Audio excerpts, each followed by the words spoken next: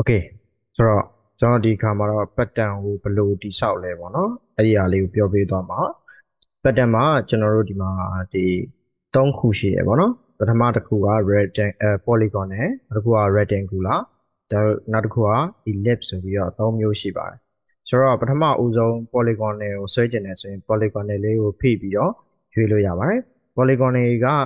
ဘယ်လိုဆွဲရလဲဆိုတော့ကလဲကိုကြိုက်တဲ့ပုံစံမျိုးအနေထားနဲ့ပေါ့နော်ဆွဲလို့ရတယ်နောက်တစ်ခုကနောက်ကိုပြန်ဆုပ်လို့ရှိရင် back space ကိုနှိပ်ရတယ်ပေါ့နော်ဒါနောက်ကိုပြန်ဆုပ်လို့ရပါတယ်ဆိုတော့တကယ်လို့ကျွန်တော်တို့က shift ကိုဖိထားရဲဆိုရင်သူ့ရဲ့ဒီအတဲ့ပေါ့နော်အတဲ့ကိုသုံးပြလို့ရတယ်ဆိုတော့ဒါ polygon ဆွဲတဲ့နည်းပေါ့နော်ကျွန်တော်တစ်ခုလောက် create လုပ်ပြရအောင်ဆိုတော့ clip ပေါ့နော်နောက်တစ်ခုက shift clip ပေါ့နော် shift clip မှာလည်းနောက်တစ်ခုရှိရဒီမှာအတိုင်းအတာလေးပေါ်တယ်ပေါ့နော်ဘေးမှာ24.8ပေါ့နော်အဲ့ဒီဟာလေးတွေကိုကျွန်တော်တို့ကဒီ create လုပ်ချင်တယ်ဆိုရင်ဒီအတိုင်းအတာနဲ့လုပ်ချင်တယ်ဆိုရင်တေချာပေါ့နော်တေချာလုပ်ချင်တယ်ဆိုရင်ဆိုပါစို့ကျွန်တော်တို့က25လိုချင်တယ်ပေါ့နော်25အပြည့်လိုချင်တယ်ဆိုရင်ရပြီ okay နှိပ်လိုက်တယ်ဆိုရင်သူက25အတိကိုသတ်မှတ်ပေးတယ်ဆိုပါစို့ဒီနေရာလေးကိုကျွန်တော်တို့ကဒီဘယ်လောက်လိုချင်လဲဆိုတော့ဒီအဆောင်ပေါ့နော်ဒီအဆောင်လေးကိုကျွန်တော်တို့က right click နှိပ်လိုက်တယ် right click နှိပ်လိုက်တယ်ဆိုရင်ဒီအဆောင်လေးကိုဘယ်လောက်လိုချင်လဲပေါ့ဆိုပါစို့ကျွန်တော်တို့10လိုချင်တယ်ပေါ့နော်10လိုချင်တယ်ဆိုရင်လည်း10ရသွားတယ်ဆိုတော့ဒီမှာကျွန်တော်တို့ဒီမှာလည်းအဲ့လိုပဲ right click နှိပ်လိုက်တယ် right click ကသူ့ရဲ့ဒီ dimension ကိုသတ်မှတ်ပေးလို့ရတယ်ပေါ့နော်ဒီမှာ right click ပေါ့နော်ဆိုတော့10ဆိုတော့ shift right click 10ဆိုတော့ဒီလိုမျိုးကျွန်တော်တို့ကအတဲ့ပဲသွားကြတယ်ဆိုရင်လည်းရတယ်အတဲ့ပဲ right click ဆိုပါတော့25ဒီမှာပြန်ပိတ်လို့ရပါပြီ okay ဒါဆိုရင်ကျွန်တော်တို့ဆွဲထားတဲ့ဒီ pattern လေးတစ်ခုရပြီပေါ့နော်ဒီ polygon တွေကဘယ်လိုအခြေအနေမျိုးမှာသုံးများလဲဆိုတော့ဒီအင်ဂျီဝက်စာတွေချုပ်တဲ့နေရာတို့တခြား pattern ပေါ့နော်ဒီ complex shape တွေသုံးတဲ့နေရာမှာအသုံးပြုပါတယ်ဆိုတော့နောက်တစ်ခုက rectangular ပေါ့နော် rectangular မှာလည်းအဲ့လိုပဲ click ကိုတစ်ချက်ချလိုက်တယ်ဆိုရင်သူက dimension အတိုင်းအတာလေးကျွန်တော်တို့ရိုက်ထည့်လို့ရတယ်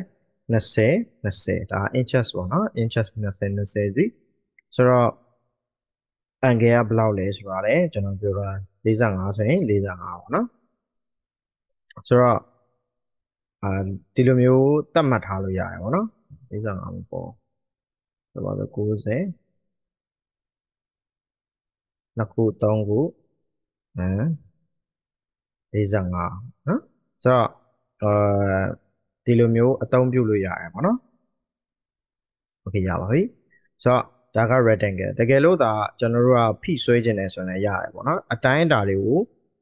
မရှိဘူးပေါ့နော်ကလစ်ကိုဖိဆွဲတယ်ဆိုရင်တော့အတိုင်းအတာကျွန်တော်တို့မှာမရှိဘူးသတ်မှတ်လို့ရတယ်ပေါ့နော်โอเคနောက်တစ်ခုကဒီ ellipse လည်းအတူတူပဲပေါ့နော်ဒီ rectangle နဲ့အတူပဲကလစ်တစ်ချက်ချလိုက်တယ်ဆိုရင်သူက diameter ရှိမယ် radius ရှိမယ်ဒီဥစ္စာပေါ့နော်ဒီ cycle ကိုခွဲထားတဲ့ဟာမျိုးရှိမယ်ပေါ့နော်အလျားပေါ့နော်ဆိုတော့ကျွန်တော်အတူတူပါပဲအကုန်လုံးအတူတူပဲဆိုတော့ကြိုက်တဲ့ဟာကိုကျွန်တော်ရွေးပြီးတော့သုံးလို့ရတယ်โอเคဒါကကလစ်ကိုဖိပြီးတော့ဆွဲလိုက်တာပေါ့နော်ကလစ်တစ်ချက်ချပြီးဆွဲတာကလစ်ကိုဖိပြီးတော့ဆွဲလိုက်တယ်ဆိုရင်သူကရှစ်ဖိရတယ်ပေါ့နော်တကယ်လို့မဟုတ်ရင်သူဘဲဥပုံစံမျိုးပေါ်တယ်ဆိုတော့ရှစ်ဖိပြီးတော့ဆွဲတယ်ဆိုရင်တော့ဒီလိုမျိုးကျွန်တော်တို့ဆွဲလို့ရတယ်ပေါ့နော်ဒီအဝိုင်းလုံးဝဝိုင်းဆက်နေတဲ့ဟာဆွဲလို့ရတယ်ဆိုတော့သူတို့တွေမှာကျွန်တော်တို့ဘာတွေပါလဲဆိုတော့သူ့ရဲ့ဒီ၃ခုပဲရှိတယ်တို့ပေမဲ့သူတို့မှာ quality တွေရှိတယ်ပေါ့နော်ဆိုတော့ quality ကိုဘယ်လိုကြည့်လို့ရလဲပေါ့နော်ဒါ transform tool လေးကိုပြန်ရွေးလိုက်မယ်နော် transform tool button A ပေါ့နော်ဆိုတော့သူတို့ရဲ့ဒီ quality တွေကိုဘယ်လိုကြည့်လို့ရလဲဆိုတော့ဒီဘက်မှာကျွန်တော် order နဲ့ပတ်သက်ပြီးတော့ပေါ့နော်ဒီမှာ order 1 order 2ရှိမယ်ဆိုတော့ကျွန်တော်တို့ဘယ်ရာကိုကြည့်မယ်ဆိုဒီဟာလေးနဲ့တော့ကြည့်မယ်နော် sorry ဒီဟာလေးနဲ့ကြည့်မယ်ဆိုတော့ဒီမှာဆိုရင်သူ့ရဲ့ဒီပုံစံက polygon လေးတွေကဒီလိုမျိုးလေးတွေရှိရပေါ့နော်သူ့ရဲ့ properties ကဒီလိုမျိုး3 can လေးတွေနဲ့ထွက်နေတယ်ကျွန်တော်တို့က3 can နဲ့မထားခြင်းဘူး4000ကွက်နဲ့ထားခြင်းတယ်ဆိုရင်select မှတ်လိုက်မယ်ပေါ့နော် select မှတ်ပြီးတော့ကိုလိုချင်တဲ့ဟာကို select မှတ်မယ်ပြီးရင်ကျွန်တော်ဘာလုပ်လို့ရလဲဆိုတော့ဒီ4000ကွက်လေးဖြစ်ချင်တယ်ဆိုရင်တော့ဒီ ဒီမှာ rematch ဆိုတဲ့အောက်ဆုံးဆင်လိုက်ရင် property span ရဲ့အောက်ဆုံးဆင်လိုက်ရင် rematch off ကို on လိုက်တာနဲ့တပြိုင်နက်သူက4000 quality လုပ်ပြီးသွားတယ်ပေါ့နော်ဒီမှာလည်းအဲ့လိုပဲကျွန်တော်တို့လုပ်လို့ရတယ် select မှတ်လိုက်မယ်အမှ rematch လုပ်ပေးလိုက်မယ်ဆိုတော့ဒီထက်ပိုပြီးတော့ quality ပိုတင်ကျင်တယ်ပေါ့နော်ဆိုတော့ဒီထက်ပိုပြီးတော့ quality ပိုတင်ကျင်တယ်ဆိုရင်ဒီမှာ particle distance ဆိုတာရှိတယ်ပေါ့နော် okay particle distance အကြောင်းလေးပြောမယ်ဆိုရင်ကျွန်တော်တို့ကဆိုပါတော့ဆိုပါတော့ကျွန်တော်တို့ဒီအကွက်တစ်ကွက်ရှိမယ်ပေါ့နော်ဒီအကွက်တစ်ကွက်ရှိမယ်ဒီမှာလည်းအတူတူပဲအကွက်တစ်ကွက်ရှိမယ်ပေါ့နော်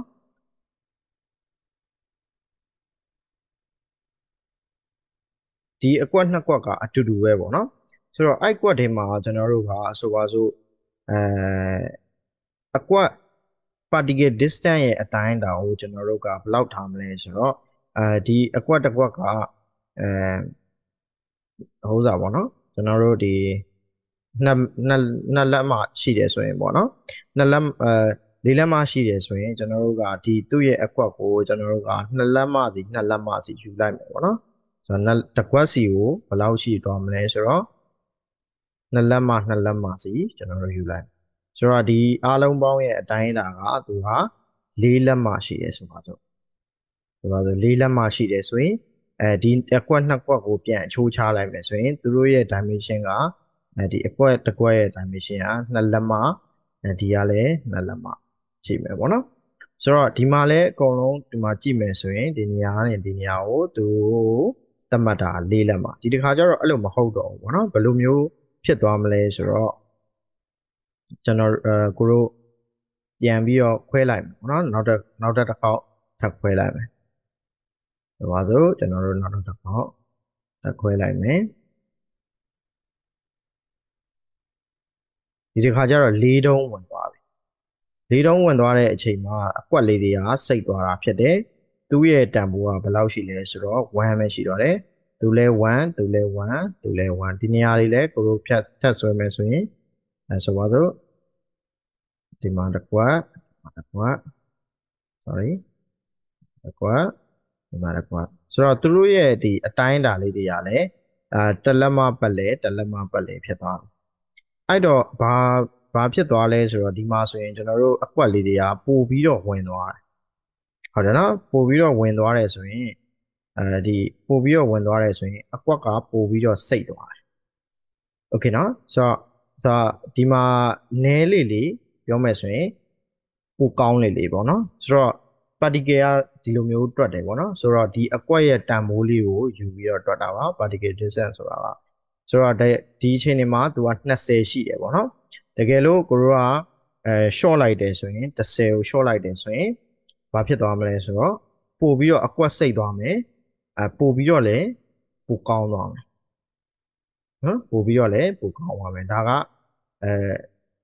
ဒါ10မှာရှိတဲ့ဟာပေါ့နော်ဒါ10မှာရှိတဲ့ဟာကျွန်တော်တေချာလေး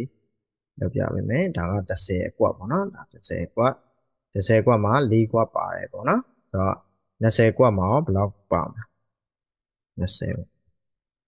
တော့ပြောမယ်ဆိုရင်တစ်ကွက်စာပဲပါတယ်ပြောမယ်ဆိုရင်ကိုတို့ဒီအတိုင်းအတာလေးတွေနဲ့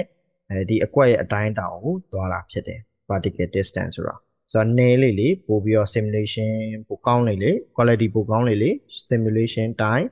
ကြာလေပေါ့နော်ဆိုတော့ဒါဆိုရင်ကျွန်တော်တို့ဒီ pattern တွေကိုဘယ်လိုမျိုးဖွဲ့စည်းထားလဲဘယ်လိုလုပ်လဲဆိုတာသိသွားပြီလို့ထင်ပါတယ်ဆိုတော့ဒီဟာလေးကိုကျွန်တော်ဒီအလံလေးပေါ့နော်အလံပုံစံလေးကိုအလံမဟုတ် sorry လိုက်ကာလေးတခုချုပ်ပြမယ်ပေါ့နော်ဆိုတော့ဒီမှာကြည့်မယ်ဆိုရင်ဒီ rectangle s ပေါ့နော် rectangle လေးတခုယူလိုက်မယ် rectangle ကိုဖိဆွဲလဲရတယ်ဆိုတော့5လီ6022လောက်ထားလိုက်မယ်82ပတ်လေလောက်ထားလိုက်မယ် inches ပေါ့နော်ဆိုတော့ဒီ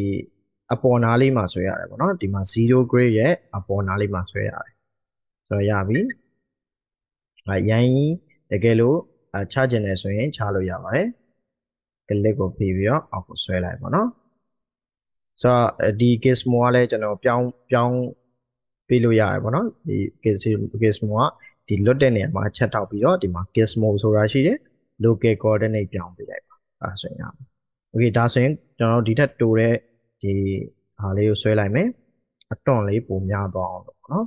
ဆိုတော့ရပါပြီဒါဆိုရင်ဒါလေးကိုချုပ်လိုက်မယ်ချုပ်လိုက်တယ်ဆိုတာဆွေးရင်းဆိုတာရှိရပေါ့နော်ဒါနောက်ပိုင်းကျတော့အသေးစိတ်ပြောပြမယ်အခုလောလောဆယ်တော့ဒီဆွေးရင်းဆိုတဲ့ဟာလေးပဲတောင်းလိုက်ပါclick လောက်လိုက်ဒါဆိုရင်ရပါပြီဆိုတော့ select မှတ်ပြီးတော့သူ right click freeze လောက်လိုက်မယ် freeze ဆိုတဲ့သဘောတရားမလုံးမရက်ပဲထားတာပေါ့နော်ဆိုတော့ဒီမှာ simulation လေးလုပ်လို့ရပါပြီ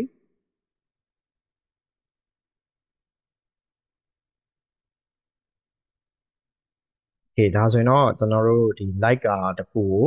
အလွယ်တကူလုပ်လို့ရပြီပေါ့နော်တကယ်လို့ချကျင်နေဆိုရင်နှစ်ခုစလုံး shift ဖိပြီးတော့မှတ်ပြီးတော့အခုနည်းနည်းငယ်ချလို့ရပါတယ်